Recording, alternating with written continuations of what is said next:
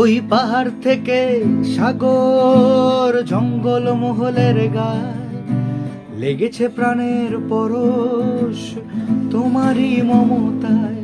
তুমি কন্যাশ্রীর অভিমান, তুমি যুবকের তরে আশা, তুমি স্বাস্থ্য সাথী নিশ্চয়তা, তপশিলি ভাইদের ভাষা।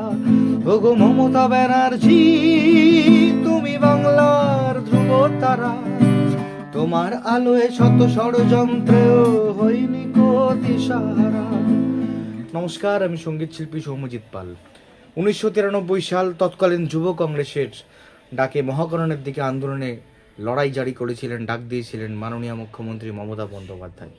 তখনকার সময় সেই আন্দোলন, সেই তরচাঁদা 13টা প্রাণকে মাটিতে লুটিয়ে দেওয়ার সেই নরপৈশাচিক ঘটনা, যা আমাদের কখনোই ভুলতে দেয় না।